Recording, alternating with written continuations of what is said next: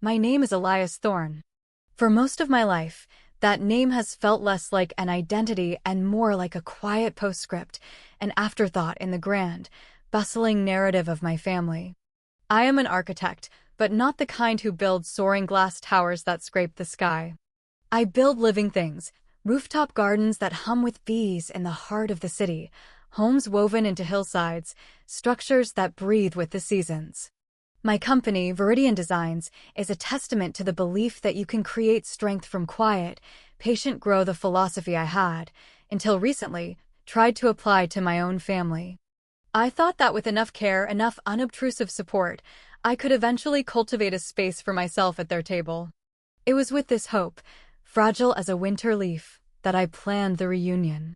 I rented a sprawling, beautiful house for a long weekend in the Blue Ridge Mountains, a place called The Roost that overlooked the deep, calm waters of Osprey Lake. The air there is different, thin and clean and smelling of pine and damp earth. I remembered my parents, Richard and Helen, talking wistfully of a trip they took there before my older sister, Clara, was born. It had become a part of our family mythology, a symbol of a simpler, happier time. I thought that by bringing us all back to that myth, I might conjure some of its magic. I paid for everything. The rental, the flights for Clara and her family from the West Coast, the artisanal groceries I knew my mother would appreciate, the guided fishing trip for my father and my younger brother, Daniel. I even commissioned a local artist to create custom ceramic mugs for everyone, each glazed with a subtle, unique pattern. I wanted every detail to whisper the same message: I see you. I care about you. Let's begin again. The first evening was filled with a familiar, delicate tension. The house was magnificent, with vast windows framing the lake and a great stone hearth where a fire crackled, casting a warm, dancing light across the room. "Elias, this is excessive," my mother said, running a hand over a polished oak mantelpiece. It wasn't a compliment. It was a gentle accusation, a way of saying this is not your world, this is not who you are supposed to be. "It's beautiful, Mom." "I wanted us all to be comfortable," I replied, keeping my voice even. Clara, ever the family's social director, swept in with a practiced, airy laugh. "Oh, let him have his moment, Mom. Our little brother is finally playing grown-up." She gave my shoulder a squeeze that felt more like a brand than an embrace. Her husband, Mark, offered me a weary but genuine smile over the heads of their two children, Lily and Noah, who were already chasing each other around the enormous living room. Daniel arrived last, of course, full of apologies and easy charm, his duffel bag slung over his shoulder. "Eli, my man, this place is epic. Seriously." He clapped me on the back, and for a moment, I felt a flicker of the old childhood bond we once shared. Then he leaned in, his voice dropping to a conspiratorial whisper. "Hey, listen, I'm a little short for the next couple of weeks. Think you could spot me a few hundred? Just till my next freelance check comes in." The request was so predictable it was almost comforting. I nodded, a familiar, weary resignation settling over me. "We'll sort it out, Dan." That was the rhythm of my family. My mother's subtle diminishment, Clara's polished condescension, Daniel's casual dependency, and my father's quiet, observant silence. He sat by the fire, watching it all with an expression I could never quite decipher. It wasn't disapproval, not exactly. It was more like assessment. As if he were a judge waiting for all the evidence to be presented before delivering a verdict he had already decided upon. The climax of their performance, the grand reveal of my designated role, came after dinner on the second night. We were gathered around the long, rustic dining table, the remains of a lavish meal. I'd cooked roast chicken, rosemary potatoes, asparagus with hollandaise pushed to the side. The air was warm and sleepy from the wine and the fire. "All right, family announcement," Clara said, clapping her hands together. Her eyes sparkled with a manufactured glee that always set my teeth on edge. As you know, I love a good theme. So I took the liberty of using Elias's very generous budget to have some fun souvenirs made for us. Mark, her husband, looked down at his plate, a faint flush creeping up his neck. He knew. He was a good man caught in a system he didn't have the strength to dismantle. Clara's son, Noah, began passing out neatly folded t-shirts in a soft, heather gray. I saw my father's, which read the patriarch. My mother's was the matriarch. Daniel's, fittingly, was the charmer. Clara had gifted herself, the visionary. I watched, my heart a slow, heavy drum in my chest, as the last shirt was placed before me. I unfolded it. In clean, elegant black letters, it read, "The Understudy." A beat of silence fell over the table, the kind that precedes either a moment of profound truth or a devastating joke. My family chose the latter. Daniel was the first to break, a loud bark of a laugh. "Oh man, that's brutal. But kind of perfect." Clara smiled, a gentle, knowing smile that was far more cruel than any overt insult. "Oh, Elias, don't be so sensitive. It's a term of endearment. You've always been there, waiting in the wings, ready to step in. It's sweet. Waiting in the wings. Not leading, not starring, not even a part of the main cast. Just the reliable backup, the one who learns all the lines but is never meant to speak them on stage." I looked at my parents. My mother gave a soft, fluttering laugh, the kind she used at church picnics when someone told a slightly off-color joke. "Clara, you're terrible," she said, but there was no heat in it. My father simply picked up his wine glass, a small, wry smile touching his lips as he took a sip. He didn't say a word. His silence was the most damning response of all. It was confirmation. This was my place, and I was expected to accept it with a good-natured shrug. I felt a strange, cold calm wash over me. It wasn't anger. It was the chilling clarity of a fever breaking. For years, I had been painting over the cracks in our family foundation, pretending they weren't there, hoping that enough layers of my love and effort would make the structure sound. But the cracks were not superficial. The foundation itself was rotten. I folded the shirt with meticulous care, the soft cotton feeling alien in my trembling hands. I placed it on the table beside my untouched slice of apple pie. "That's very thoughtful," I said, my voice unnervingly steady. "Thank you." No one seemed to notice the tremor in my hands or the unnerving stillness in my posture. They were too busy admiring their own titles, posing for a group selfie that Clara was orchestrating. "Okay, everyone, look happy." A perfect family moment. Perfect. "Excuse me for a moment," I said, pushing my chair back. "I'll be right back." I walked up the wide, creaking staircase to the guest suite I'd taken for myself. My laptop bag was on the bed. Inside, nestled in a beautifully crafted walnut box I had made myself, was a thick sheaf of papers. Each document was printed on heavy, cream-colored linen stock, the kind used for life-altering announcements. The box smelled faintly of cedar and varnish. It was meant to be my grand gesture, the culmination of a decade of silent work. Inside was the deed to my parents' home in Charleston, along with a notarized letter from the bank confirming the mortgage had been paid in full. There was a trust agreement, establishing a substantial educational fund for Lily and Noah, enough to see them through any university they chose without a penny of debt. And for Daniel, there was a detailed business proposal for a small, independent brewery he'd always dreamed of opening, complete with a certified check for the seed capital and a letter clearing all his outstanding personal debts. These weren't just gifts of money. They were gifts of freedom. A life without a mortgage for my parents. A future unburdened by loans for my niece and nephew. A chance for my brother to finally build something of his own, instead of borrowing pieces of my life. I had imagined this moment so many times. I had pictured my mother's tears of disbelief and gratitude.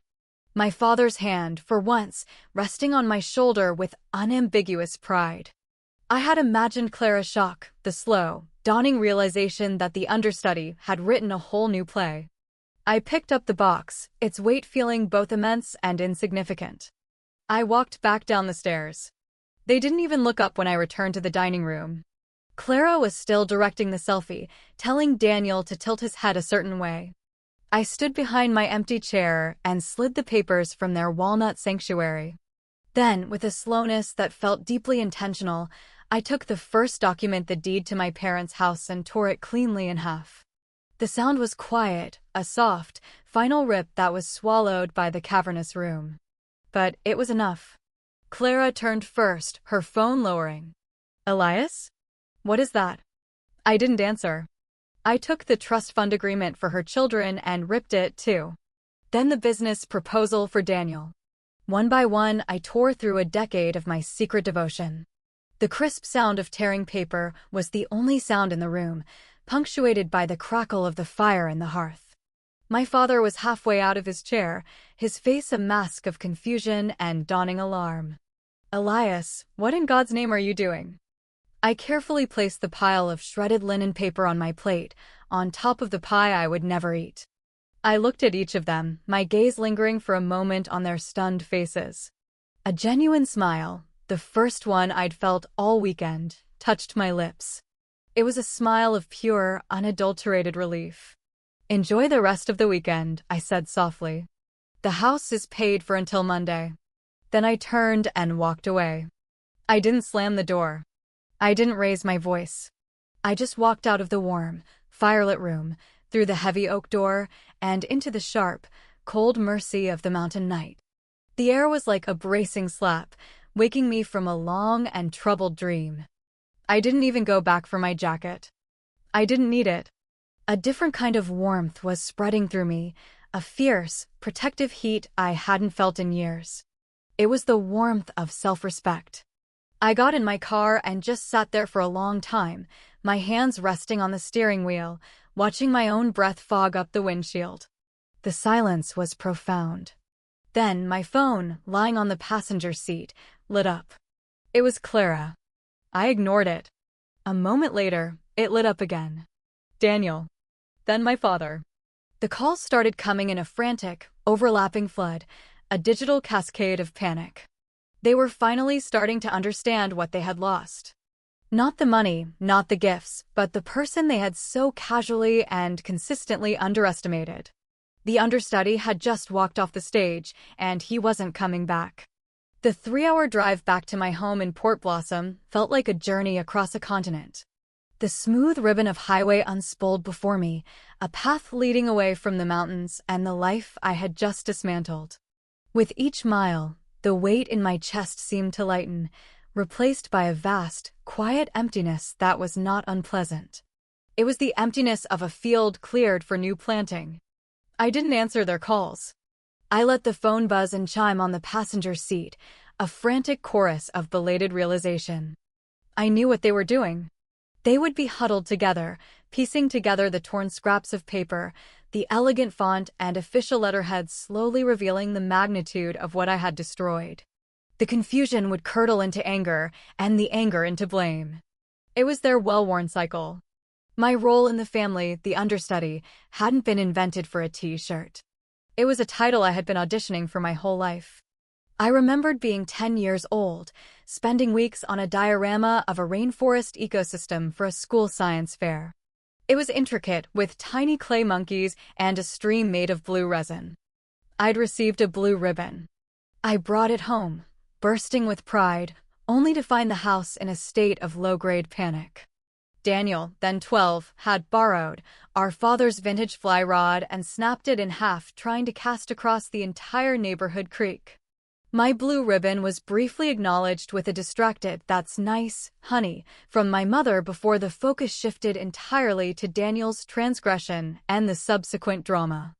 My success was a quiet, private thing. My brother's failures were family events. When I was 17, I applied for a competitive summer program in sustainable design at a prestigious university. The tuition was a few $1,000s, a sum I knew was not insignificant but manageable. I presented my acceptance letter to my parents with a carefully prepared speech, asking if they would consider helping me with a loan. My father had looked at the letter, his expression unreadable. "Elias," he said, his voice laced with that familiar, gentle disappointment, "a man needs to learn to stand on his own 2 feet. This is a good opportunity for you to learn about financial responsibility." 2 months later, they paid, without a word of complaint, for Clara to spend a semester in Florence studying art history, an experience they proudly recounted at dinner parties for years.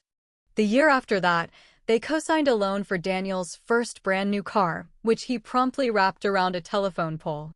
When I needed a hand up, it was a lesson in responsibility. When my siblings stumbled, it was a safety net woven from love and forgiveness. So I learned. I worked 2 jobs through my senior year of high school to pay for that summer program myself. I worked my way through college, delivering pizzas and shelving books in the university library late into the night. I started Viridian Designs from a cramped desk in my tiny apartment, fueled by cheap coffee and a stubborn, burning need to build something that was entirely my own. I never told them about the sleepless nights, the near failures, the constant fear of not making rent. And when success finally came, quietly at first, then like a rising tide, I didn't tell them about that either. The first major contract I landed, the one that allowed me to hire my first employee, was a secret. The industry award I won was a secret. The day I paid off my student loans in a single, triumphant payment was a secret. Sharing my victories with them felt like handing over a delicate piece of art to be critiqued, prodded, and ultimately diminished. I could already hear the responses. An architecture firm? Is that stable, Elias? Oh, that's nice, but Clara's photography was just featured in a local gallery. Good for you, son. Now, about your brother, he's having a tough time. So I kept my 2 lives separate. In one, I was Elias Thorne, founder of an increasingly respected firm, a man building a reputation for innovation and integrity. In the other, I was just Eli, the quiet, slightly awkward understudy, the one they called when they needed something but rarely thought of otherwise. And I started to help them, always from the shadows. I set up an anonymous third-party payment service to cover the shortfall on their mortgage each month. I sent Daniel untraceable wire transfers, couched as freelance bonuses from a shell company I created. When Clara's daughter Lily needed expensive orthodontia, a surprise grant from a distant family foundation appeared in their mailbox. I was propping up the very stage they were performing on, hoping that one day they would turn and see me, not as the stagehand, but as the architect of their security.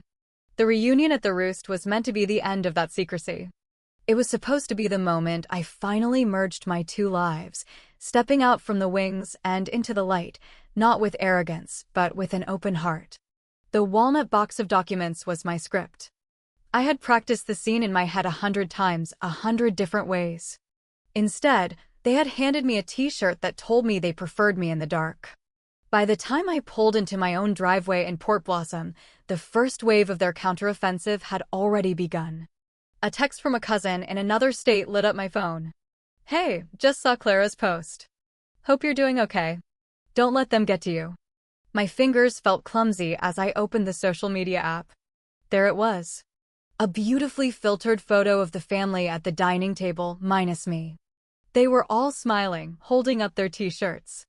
My empty chair was artfully cropped out.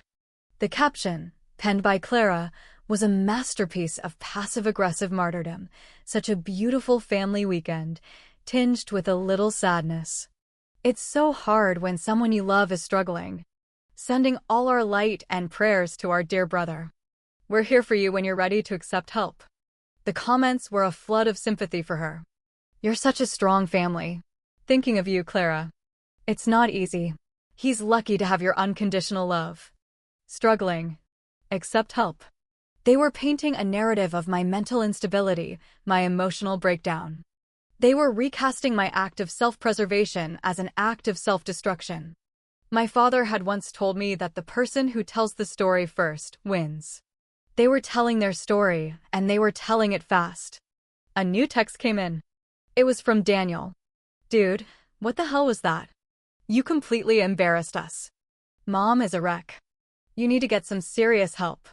We were just trying to include you, and you threw a psycho tantrum. Trying to include me. The words hung there, so absurd they were almost funny. They hadn't included me, they had curated me, assigned me a role designed to keep me small. I walked into my quiet, minimalist house, the air cool and still. For a moment, I felt a tremor of doubt. Had I overreacted? Was it just a stupid joke? But then I thought of my father's silent, knowing smile. My mother's placating laugh. Clara's condescending sweetness. It wasn't a single joke. It was the culmination of 1,000 tiny cuts, a lifetime of being told, in ways both subtle and overt, that I was not enough. I sat down at my desk, my own space, a room filled with books on biophilic design and sketches of future projects. I opened my laptop. I had a choice. I could let their story stand, let them define me one last time as the troubled, ungrateful son. Or I could build my own narrative, not with anger or accusations, but with the quiet, unassailable truth.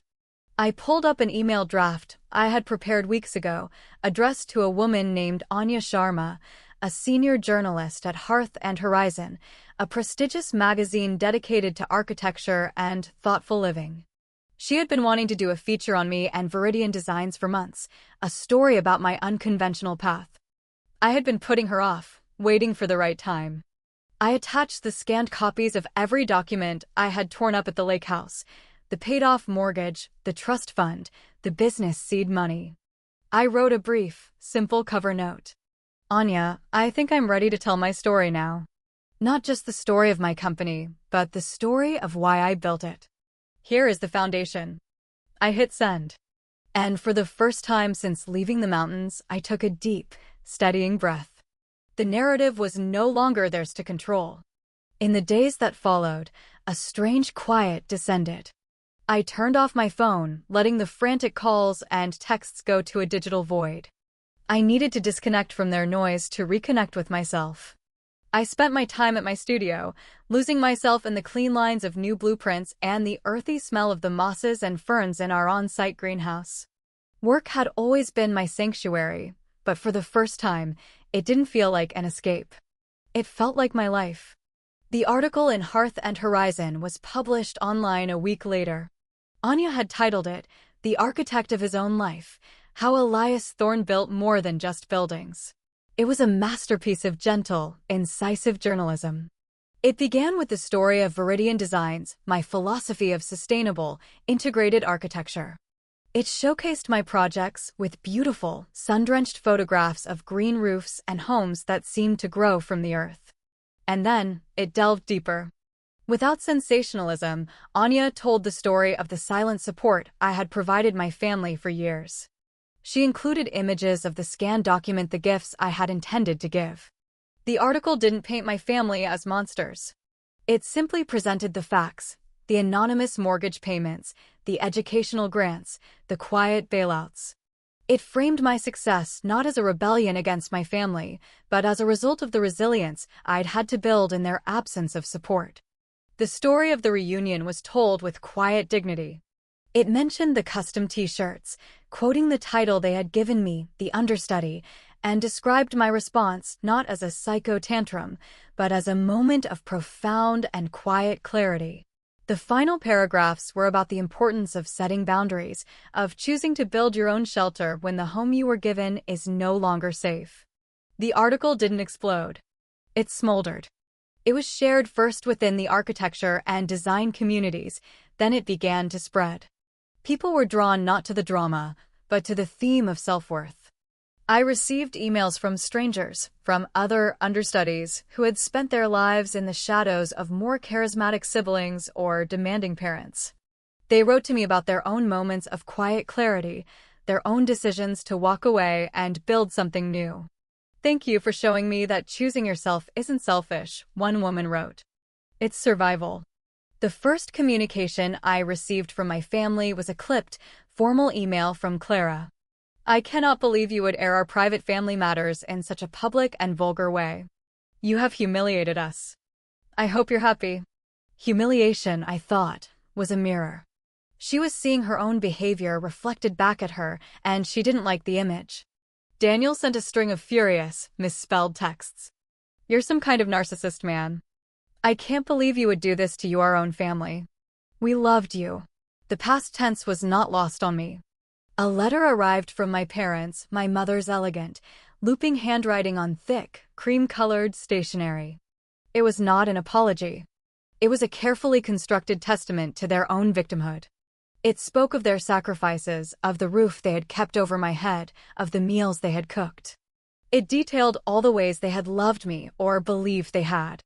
It recounted their version of my childhood, a sun-drenched fiction in which their support was constant and their approval freely given.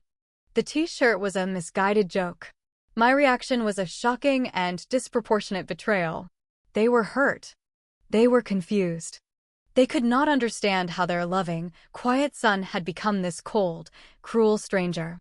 They never once mentioned the money. They never once acknowledged the years of silent support that the article had laid bare. To do so would have been to admit that their understudy had been bankrolling the entire production. Their story, the one where I was the needy, directionless child, was too essential to their own identities to let go of. I read the letter and I didn't feel anger. I felt a profound, aching sadness. Not for myself, but for them. They were trapped in a narrative of their own making, a house with no windows, and they didn't even know they were in the dark. I didn't reply to any of them. Silence, I was learning, was a boundary in itself. It was a space they could not enter. The fallout continued in ripples. A distant aunt, who had initially called me to echo my mother's concerns about my stability, called back a week after the article was published. "Elias," she said, her voice hesitant. I think I owe you an apology. I never saw the whole picture." Clara's carefully curated social media presence began to crumble. Friends who had offered her blind sympathy now saw the context. The comments on her posts grew sparse and awkward.